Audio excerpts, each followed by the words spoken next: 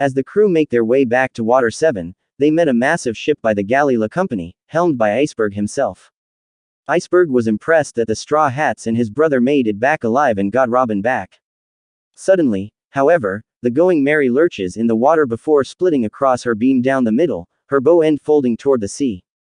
Kaku's diagnosis had come true. Her keel snapped. Luffy begs Iceberg for help, not wanting to lose Merry right after she saved them. But Iceberg tells him there's nothing he can do.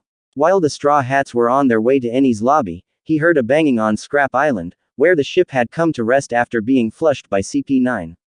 Although she had been grounded by the Aqua Laguna, he heard a voice saying she wanted to sail just one more time. So Iceberg did as much patching as he could that night, and allowed the hull to go out to sea on the next Aqua Laguna wave.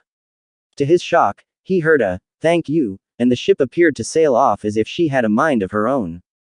Seeing this as a sign, he took one of his company ships out after it, leading him to find them now. Iceberg says the Going Merry is a magnificent ship which, like the rest of the crew, went well beyond her limits. But she was not going to make it back to Water 7. Luffy finally agrees with Iceberg. It was time to let go. The rest of the occupants board one dinghy as Luffy lags behind in another. He takes a torch, and sets the hull of Merry on fire, proceeding to give the ship a Viking funeral so she would not suffer the loneliness of the sea floor. Luffy muses that it's better that Usopp not be here to see this, but Usopp tells Zoro that he has accepted the fate of his ship. Everyone watches as Luffy slowly drifts away from the ship, their captain thanking Merry again for carrying them. As the ship burns under newly falling snow, each of the Straw Hats recall their fondest memories of the ship.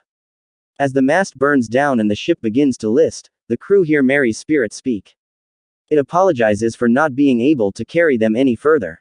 Luffy cries out that the crew should be apologizing for their inexperience and incompetence at maintaining a ship, that if they knew better, Merry would have never gotten in as bad a shape as she did. At this point, nobody on the crew could keep from crying.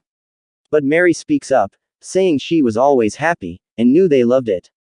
Merry thanks them one last time as her figurehead, Luffy's special seat, disappears in the growing flames.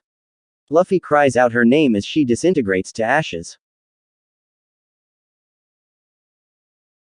If you like these types of video, just like and subscribe to this channel so you can watch more videos that you will like. Don't forget to click the subscribe button and the notification bell so you can always be updated on my new uploaded videos. Thank you, throwbackers.